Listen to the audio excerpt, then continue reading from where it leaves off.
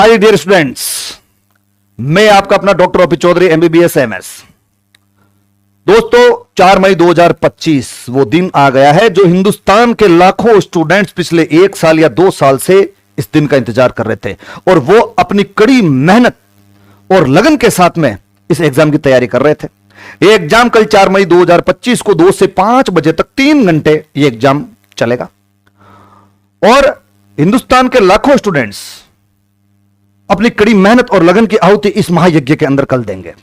दोस्तों सबसे पहले जो भी स्टूडेंट नीट की तैयारी कर रहे थे, चाहे वो 1 साल से ड्रॉप ले रहे थे, 2 साल से ड्रॉप ले रहे थे या 12th के साथ में इस नीट के एग्जाम को दे रहे हैं, सबसे इंपॉर्टेंट बात यह है तुम लोगों के लिए कि अब तुम्हारे पास में तो टाइम बचा ही नहीं है। मैं ये नहीं कहूंगा कि इतना टाइम बचा है, क्या टाइम बचा है, कल तुम्हारे एग्जाम है। इसलिए सबसे पहले तुम्हें एक बात याद रखनी है कि बिल्कुल रिलैक्स हो जाना है। आज का दिन रिलैक्स का दिन है, रिलैक्स हो जाओ, नींद पूरी तरह से लेनी है। ब्रेन का सेरेब्रम वाला पार्ट बिल्कुल फ्रेश होना चाहिए तुम्हारा कल, ताकि तुम सोच करके क्वेश्चंस के आंसर दे सको। पूरे साल तुम लोगों ने तैयारी करी, पूरे साल तुम लोगों ने बहुत सारे क्वेश्चन सोल्व किए, प्रैक्टिस की, टेस्ट दिए, रैंकिंग देखी, नंबर लाए, लेकिन अब यह दिन वो दिन है जिसमें तुम्हें बिल्कुल रिलैक्स रहने की जरूरत है और बिल्कुल स्ट्रेस फ्री रहने की जरूरत है और पूरी तरह से नींद लेने की जरूरत है। जो चीजें पढ़ चुकी है, जो चीजें हो चुकी है, जो चीजें तुम्हारे दिमाग के अंदर बैठ चुकी है, वो हो गया मामला। अब तुम्हें सिर्फ और सिर्फ इस बात का ध्यान रखना है कि कल 2 से 5 बजे तक 3 घंटे तुम्हारा एग्जाम के अंदर ध्यान और कॉन्फिडेंस लेवल क्या होना चाहिए। कल के 3 घंटे तुम्हारा कॉन्फिडेंस लेवल के बेस पे तुम्हारा सिलेक्शन डिसाइड करेंगे।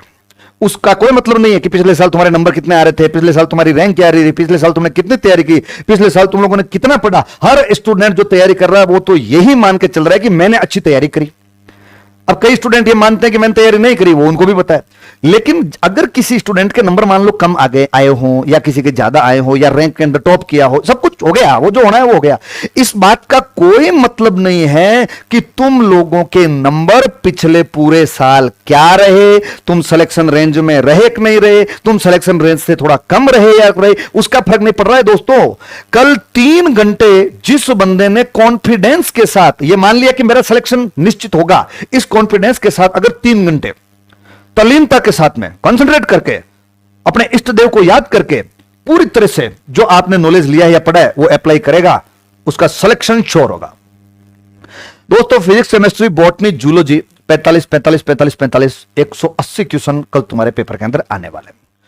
पेपर सॉल्व करने के भी एक स्ट्रेटजी होती है। चाहे तुम्हें नॉलेज पूरा है, तुमने बायोलॉजी में पूरी एनसीईआरटी को ढंग से पढ़ लिया है, केमिस्ट्री के अंदर तुम लोगों ने ऑर्गेनिक केमिस्ट्री की रिएक्शन पढ़ ली हो, रिएक्शन मैकेनिज्म पढ़ ली हो, फिजिकल केमिस्ट्री सॉल्व करी हो, इसके अलावा इनऑर्गेनिक केमिस्ट्री पढ़ी हो, फिजिक्स के अंदर तुम्हें कंसेप्ट पढ़े हो, फॉर्मुलाज लगाए हो, क्वेश्चंस की प्रैक्टिस करी हो, सब कुछ अगर तुम लोगों ने किया है, लेकिन अगर कल 3 घंटों के अंदर तुम्हारा कॉन्फिडेंस सही नहीं रहा तो यह चीज अपने लिए दिक्कत करेगा। इसलिए मैं फिर इस बात को रहा हूं कि पिछले साल कोई स्टूडेंट ये मत मानो कि पिछले साल मेरे नंबर कम आए या क्या आए, या कोई स्टूडेंट ये मत मानो कि मैं पिछले साल पूरे साल टॉप रहा। इन चीजों का कोई लेना देना नहीं। कल के 3 घंटे तुम्हारा सिलेक्शन डिसाइड करेंगे कि तुम्हारा कॉन्फिडेंस लेवल क्या था, क्योंकि जो बच्चा नीट का स्टूडेंट है, जो नीट की तैयारी कर रहा है, उस बंदे ने तैयारी तो करी है, उसमें कोई शक वाली बात नहीं है। तो इसलिए मैं ये बता रहा था कि फिजिक्स, केमिस्ट्री, बॉटनी, जूलॉजी के जो 45 45 45 45 क्वेश्चन आएंगे, तो सबसे पहले तुम्हें वो क्वेश्चन सोल्व करने हैं जो सब्जेक्ट तुम्हें आसान लगता है। तो मेरे हिसाब से नीट स्टूडेंट्स के लिए तो बायोलॉजी का सब्जेक्ट सबसे आसान सब्जेक्ट है।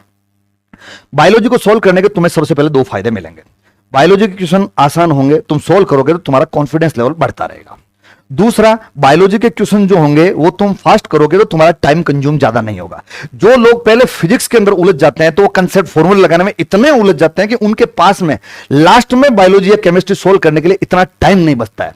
तो या तो फिर लास्ट में वो क्या करेगा, कम टाइम के अंदर फास्ट क्वेश्चन सोल्व करेगा, हड़बड़ाहट में क्वेश्चन गलत करेगा, या वो लास्ट के अंदर क्या करेगा कि अगर मान लो कि उसके पास इतना टाइम ही नहीं बचेगा, वो क्वेश्चन सोल्व कर ले, या मान लो कि उसने भाग दौड़ करके कैसे क्वेश्चन सोल्व कर लिए तो ओएमआर शीट भरने में गड़बड़ करेगा। इसलिए दोस्तों ये जरूर ध्यान रखना है कि सबसे पहले अपने को एग्जाम हॉल के अंदर बिल्कुल रिलैक्स होकर के पूरी की पूरी पहले तो सारी चीजें लेके जानी है। तुम्हारा एडमिट कार्ड, तुम्हारे फोटोग्राफ, तुम्हारे आईडी प्रूफ, ये सारे जो एग्जाम में तुमसे मांगे गए हैं वो सारे लेके जाने हैं। फिर बिल्कुल एग्जाम के अंदर रिलैक्स होकर बैठना है, अपने इष्ट देव को याद करके। जो ही पेपर आपके पास आता है सबसे पहले ये सोच लेना है कि मुझे सब कुछ आता है। ये भूल जाना कि पिछले साल क्या हुआ है, मैंने क्या किया, कोई उससे कोई लेना देना नहीं है। और सबसे पहले जो सबसे आसान सब्जेक्ट स्टार्ट करते हो सॉल्व करना, तो तुम्हारा कॉन्फिडेंस बूस्टअप होता जाएगा, बढ़ता जाएगा। लास्ट तक तुम्हें ऐसा लगेगा यार मैं कुछ भी कर सकता हूं। और फिर उसके बाद तुम्हें केमिस्ट्री सोल्व करनी है। केमिस्ट्री सोल्व करोगे तो तुम्हें ऐसा लगने लग जाएगा यार काफी क्वेश्चन अपने सोल्व कर लिए। फिर फिजिक्स सोल्व करोगे तो तुम्हें ऐसा लग जाएगा कि यार फिजिक्स के अंदर तो जो बड़े टफ क्वेश्चन थे वो अपने आप तुम्हें छूट जाएंगे, और जो आसान क्वेश्चन है तुम सोल्व कर लोगे। और लास्ट के अंदर अगर तुम्हारे पास टाइम बच जाता है तो जो टफ क्वेश्चन तुम्हें लगे थे, चाहे फिजिक्स, केमिस्ट्री, बायोलॉजी में, उनका एक बार वापस रिविजन करके देख लेना। और लास्ट के अंदर OMR सीट भरने के लिए अपना अलग से टाइम जरूर रखना है, ताकि तुम हड़बड़ाहट के अंदर क्वेश्चन गलत नहीं भरो। और फिर बिंदास OMR सीट भर करके टेबल पे थप्पा मार देना है कि मेरा सिलेक्शन 2025 के अंदर निश्चित है।